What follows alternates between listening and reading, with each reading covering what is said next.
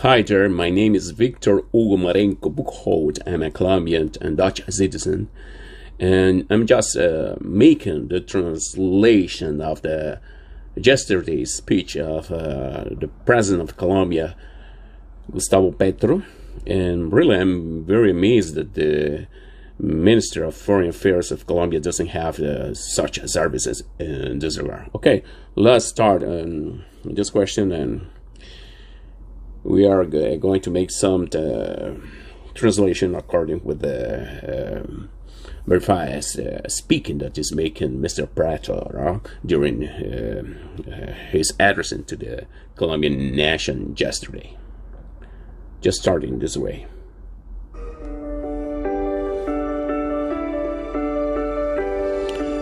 President of Colombia. Se dirige a ustedes el señor presidente de la República, Mr. President, addressing to the Colombian people. Buenas noches, ciudadanas y Good evening to Colombian citizens. Hoy está de día. Today is nighttime. You're at nighttime because I pre-recorded this program before leaving for the city of Bucaramanga, where we are going to inaugurate a beautiful headquarters, the most beautiful in all of Colombia, I believe. The headquarters of the Town of Youth of Bucaramanga, at the Industrial University of Santander, free public education for the youth of Colombia. The program, we're not doing this in response to the Trump administration, the concerns of Colombians. It's about decertification, and basically referring to what I consider an injustice, a profound insult to the country that had made a brave effort to avoid that the Europeans and the American societies wouldn't consume so much cocaine. And obviously an insult to my personal life, because if any political leader since Luis Carlos Galán has fought against drug trafficking, it's been me. Because of the constant insecurity I've lived under the attempted murders and the constant persecution against me and my family. When a person and a family are attacked, one must undoubtedly defend oneself, and even so when an entire society is unjustly attacked, Colombian sovereignty is not surrendered.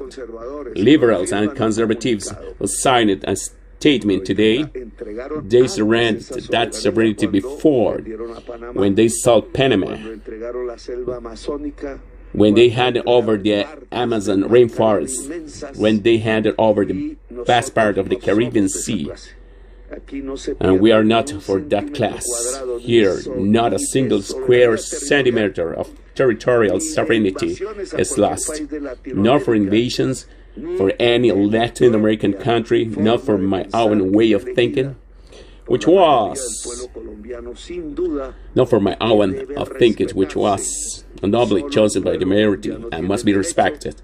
Only the Colombian people have the right to decide whether or not to continue. And we return to those crazy, wicked idiots who sold Panama to the United States of America so they could enjoy their channel. They claimed that the Trump administration had made about Colombia are true. And there are some lies about my own anti-drug strategy. They decided not to look at the figures that we were given to them, and instead an extreme right-wing ideological alliance among the very wealthy Colombian people of Miami who live near those who currently govern the United States preferred that ideology of the truth. Among other things, Mr. Trump, in my investigation about drug trafficking, the political power that lives next to you in Miami comes for a strong alliance between drug traffickers and Colombian politicians. Be very careful, and I can show you whenever you want the investigation that I conducted. The word the main source of judicial proceedings and confessions, followed by drug traffickers. Let's look at the first table, which refers the size of cocaine, enchanted cocaine, and order from the Colombian president to the armed force, his commandant and constitutional command-in-chief.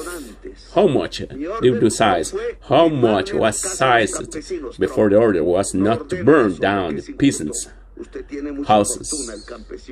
You had very rich men, but the Colombian countryside lived in poverty. This is not how the drug problem is solved. It's resolved by confiscating it from the drug traffickers and not the farmers. And I will support this throughout my speech with evidence. Look how much he sized from drug traffickers in Colombia. Here you have the picture. This table shows you in the year 2024, we achieved a seizure of 889 tons. Never before has been reached. 659, 608, 828, 830, and this was less than in the 2000 with president who governed between 2000 and 2014. I am 4 times more than your friend Uribe, Mr. Trump. What's the reason? I gave the unequivocal order to the Colombian Army, Police, Air Force, and Navy to seize everything that just crosses their path without threatening any other country in the world, not even their own, not Canada, no country in America, no country in the world. They're not treating that can't carry out the seizure with their own forces. And you can see these comparisons. How we did it, how we achieved that. If you caught so little cocaine with Colombian military and police forces during the Uribe government, Santos and Duque, is because you and I achieved the most through our collaboration. Well, because we are moving from the forced eradication you imposed in Colombia to the voluntary eradication that we are making right now. And then I want to show you the table that we have on eradication before moving on the second topic, the table of manual eradications. Compare to the table as for eradication, which is this one. And this picture you can also see you have the following, the data. We have forcibly eradicated many hectares. I'm going to give you the figures from the 2016, the year of Mr. Santos, 18,000, and the 2017, 50,000, and the year 2018, 95,000, and the year 2019, the maximum. In the year 2020, 130,000 hectares were forcibly settled. Many of them with the thermal planes dropping a compound called glyphosate, which was banned by the Constitutional Court, not me. Or Colombian Corp, we also voted for its ban because it was a well-taken measure. Our peasants are not to be poisoned.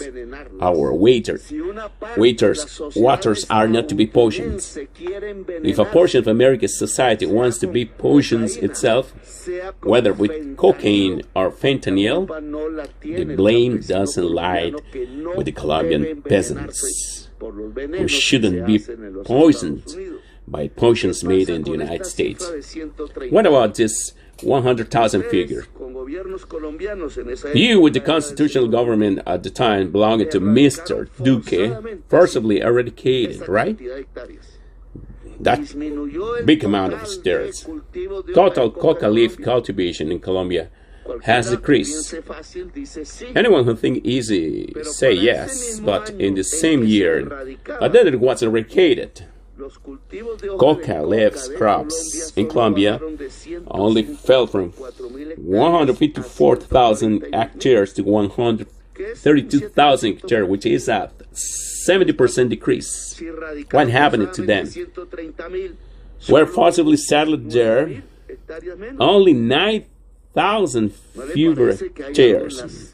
Don't you think this is something wrong with the figure, that is not due to a numerical error? Mr. Trump, no. Don't you think that you are deceiving the world through our officials by forcing a forced eradication that doesn't work at all? You want to help your society stop consuming poisons, or do you want to help drug traffickers? I ask you because this is a way to help drug traffickers, and I demonstrate with the following picture from the same Duque government and the influence of you, because they are your neighbors in Florida.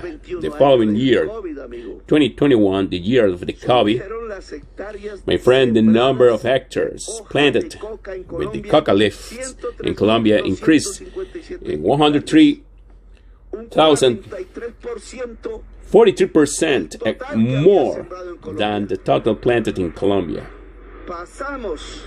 We went from 102,000 hectares remaining in 2020 to 204,000 hectares, a 43% increase.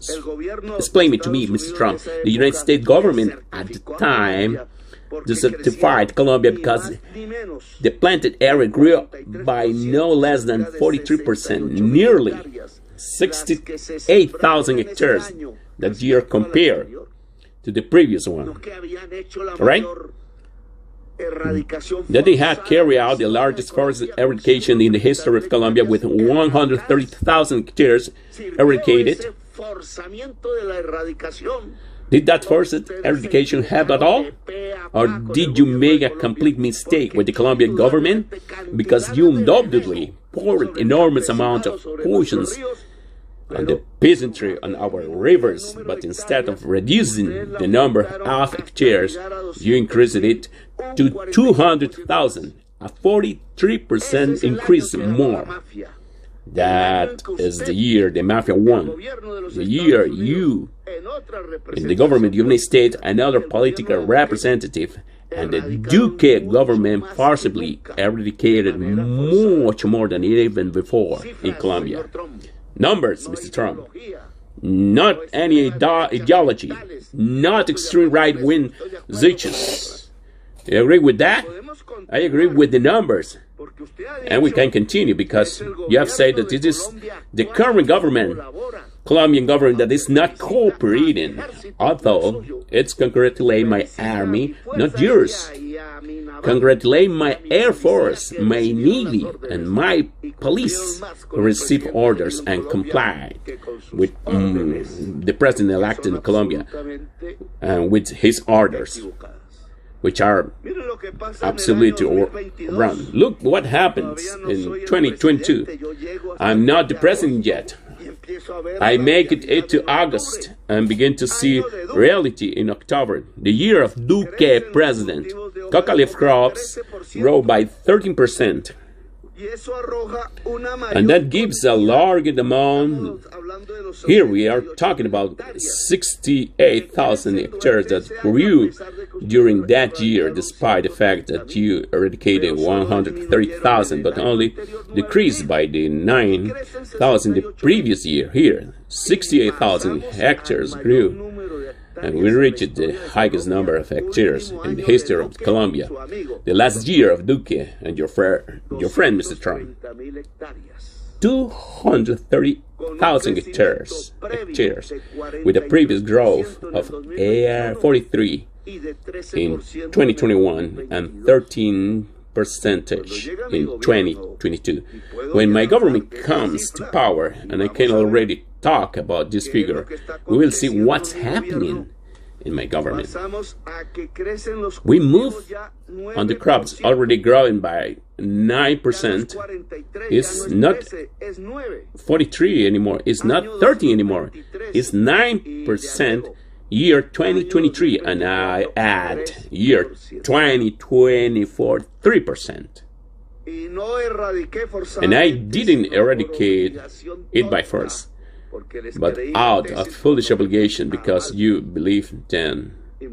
When I went to Malfi, and 13 police officers from my country died, and not a single citizen of their government, of their armed force, or of the society of the United States. According to these figures, I'm seeing the growth of hectares planted with coca leaf, which, encouraged by force eradication during the Duque administration, has decreased the almost 42%, 13%.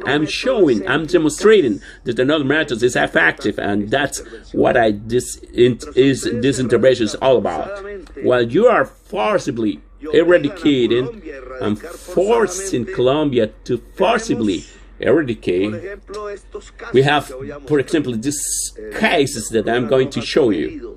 The red column is the wounded, the black column is the dead from 2011 to date. Compare citizens of the United States and Colombia. 170 injured in 2020, the year of the largest forced eradication. In my government, 0 in 2024. My method doesn't hurt Colombian society that much. It doesn't hurt the police force.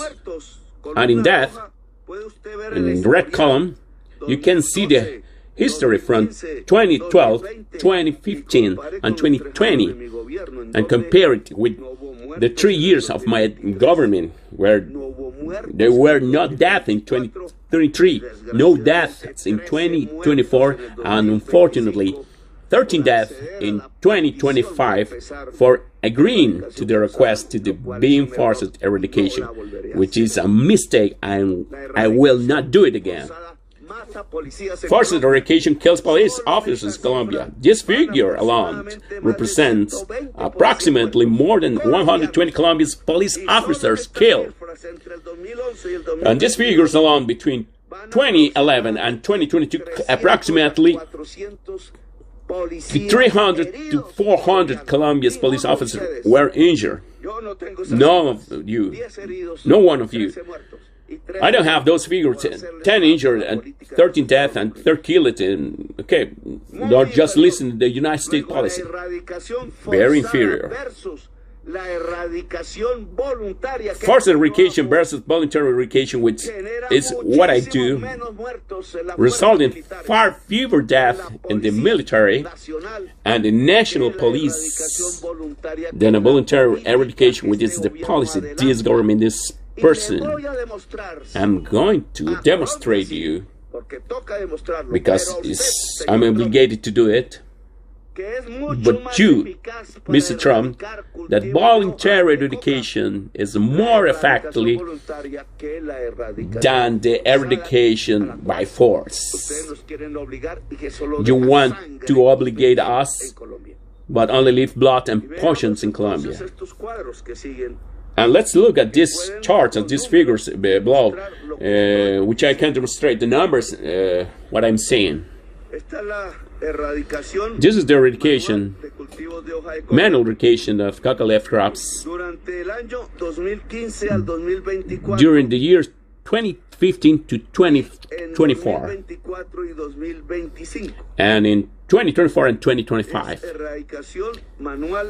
It's manual eradication. Let's look at this chart at first. The yellow columns are from 2025, and the blue ones from the 2024 year. What those columns means? That voluntary eradication has been gradually increasing in a voluntary way. of coca leaf hectares in figures that are already reaching 2,136 hectares. In the yellow columns, you can see that in almost every month up to August, the voluntary eradication level for 2024 were completely exceeded. In August, we voluntarily eradicated 1,456 hectares, and we expect that if we continue with our program, we will surpass the figures for September, October, November, and December of the last year. That is to say that 2 years since voluntary eradication began, we have eradicated many more hectares of coca leaf.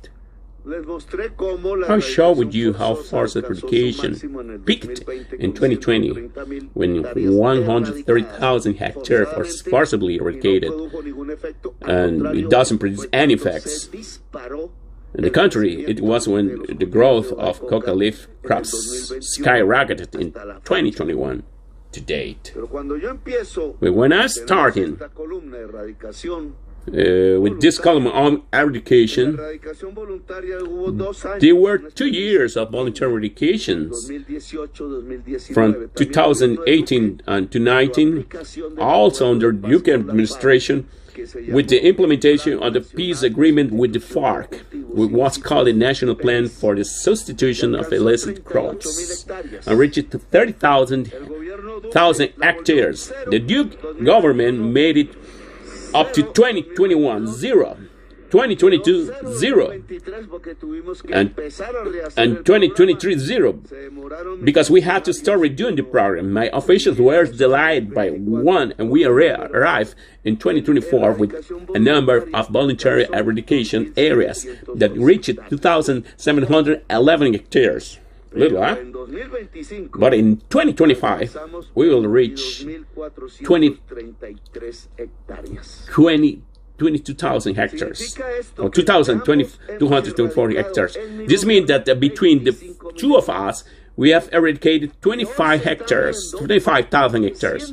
Now clear that since eradication is voluntary, farmers will not plant more hectares and happen it during Duque administration, or the mafia will not be encouraged to plant more hectares. And that's why we started. Stopping growth in the first, second, and third years. Today we are almost zero coca leaf growth. What I want to say to the world is that ultimately, at the United Nations, where we biggest decisions are made regarding the anti-drug policy, that they have misnamed it because it's neither politics or a war on drugs. What we have is a war against the people of the third world. What we should be doing is waging a war against drug trafficking, which is different. What have been forcibly? We are already 400 extradited to the United States. I'm not extraditing in peace processes. In Colombia, law allows me to suspend them while they are making peace. If they don't want making peace, they will go away. That's simple. But the law prioritizes peace over extradition. Therefore, I've extradited 400. If they will make the peace, they will stay here in Colombia. Just only the people who want to make the peace. And this is because the Article 22 of the National Constitution states that peace is a right. I'm going to show you this picture. These are the growth percentage of coca leaf crops. 25% in 2012, 1% in 14, 43% in 14, 39% in 15, 52 in 16. My God, just the peace process with the FARC, the guerrillas people, And look how the peace does allow the situation to improve. Not war, but peace, Mr. Trump. I'm going to tell you this, which is my experience. War allows the expansion of drug trafficking. Peace allows for a decrease in drug trafficking because society becomes the master of powers. In war, the owner of power is the mafia. In peace, the owner of power is the citizenship. Learn this lesson. Listen from the President of Colombia and the Colombian people, because I have tried to prove it. While we were at war until 2017 against the FARC, I looked at the growth of the coca leaf crops. When the past was done, it lasted 2 years, while Duque tried to implement a voluntary substitution, and the coca leaf crop growth rates fell to 70% in 2017. Of course, you may say they grew anyway in 2017, just as a decline, and in 2018 they were down 1%. In absolute values, they decreased, and in 2019 it was minus 9. The momentum was lost. In 2020, minus 8.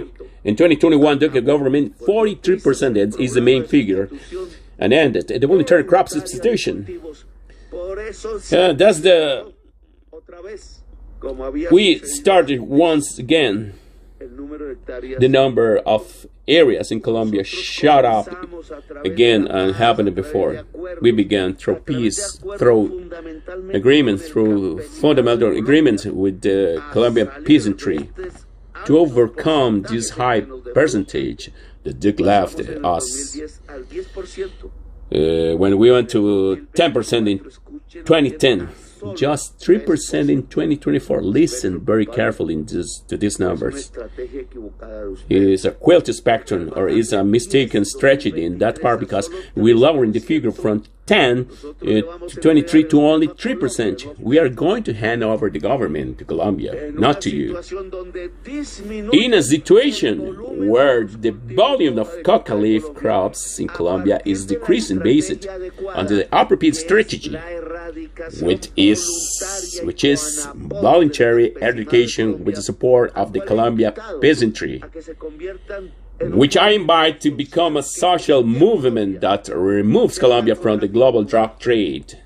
Not because of you, of the United States. I'm telling you because you haven't done anything to reduce consumption, but instead you have left it turn into something worse, from cocaine to fentanyl. That's why you have 3,000 deaths of cocaine overdoses, and when you are getting right now is 100,000 deaths a year from fentanyl, which hopefully no Colombia or Latin American consumes. What this kind of situation demonstrates, Mr. Trump? That this entire anti-drug policy of 50 years ago failed. Failed completely. I'm saying you again. Your war failed, and you was defeated by the mafia and the drug trafficking, by a society that shows no love to its citizens in the United States and increasingly less love in Europe. Youth people, men, women, mature workers, without affection, forced into competition, without a helping hand, without love, who turn the consumption become drug addicts, and those who are newly on fentanyl are dying. They are killing the youth of the United States. Our method is better, Mr. Trump. And I invite you, I have no hatred in my heart. I am not resentful, to remove those friendships from the Florida mafias and their Latino political spokesman. He's talking about Rubio. And to listen to us, the leaders of the Latin America who have more experience with those mafia friends. politics. In politics, I managed to get 35% of all Colombian senators sent to the prison through my debates and by risking my life against the most powerful cocaine traffickers. We had between 1999 to 2007. No, it's not dividing countries. It's not with warships. Just it's not with missiles. It's killing innocent people. That's called murder, and it's through coordinated intelligence and by putting the peasantry and the Latin American youth on the side of reducing narcotic production. Reducing the harmful ones. The marijuana was found to be harmless. How many Latin Americans were murdered? Mr. Trump, 1 million Latin Americans have been killed in the war on drugs. In the United States, this year, there are 100,000 deaths by fentanyl. Put that amount over 10 years. If you don't reduce fentanyl, you will have 1 million deaths in the United States. And we will have another 1 million deaths in a failed war on drugs. Because you made the substance of the war a fetish of capital, and not the people who weren't the farmers, peasants, police, but rather the drug traffickers who are living near you, Mr. Trump. And many even finance large company, banks, and politicians in Europe, United States, and around the world. If we wage war on these drug traffickers, not on a substance with the farmers or even the youth, rural youth, blame to the current consumption, and I show you with this chart. There is the world consumption that puts the United States as the largest consumer of cocaine in the world and the largest consumer of fentanyl in the world, with Western Europe the second largest consumer of cocaine, Western Europe, in the world. And I hope it doesn't enter into the fentanyl consumption. We, Colombia, Peru, and Bolivia produce cocaine. But do you know how many municipalities produce cocaine in Colombia? In 10 or 11. That's the half. And do you know why in those municipalities, in those places? And this picture shows cocaine is produced by mainly Nariño coast, the Colombian Pacific coast, and some other municipalities in northern Santander. Because it has the poorest populations in Colombia. There is no land for the peasants. There are not companies to buy the legal production that could be purchased by Pacific ports of Colombia. Because young people don't have public university. I'm giving that away. University and land.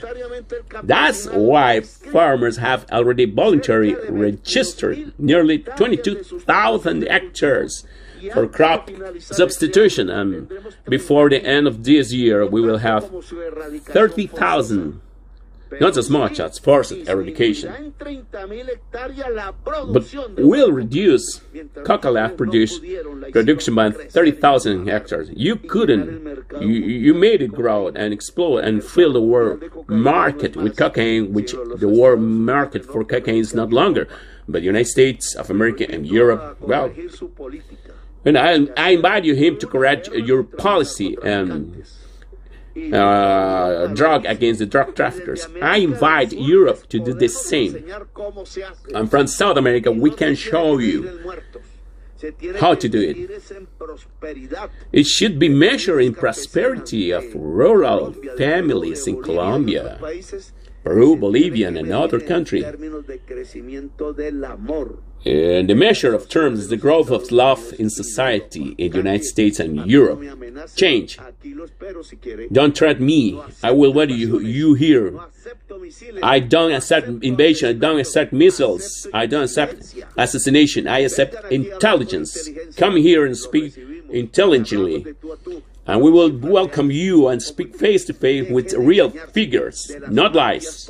Stop being fooled by Colombian politician mafias in Florida because they condemned us to 700 deaths, to being the most unequal country in the world, for having levels of poverty in our neighborhood. And solving that, and you are benefited from that resolution. Less and less cocaine will enter, I hope. We help them to produce less and less fentanyl. Thank you very much.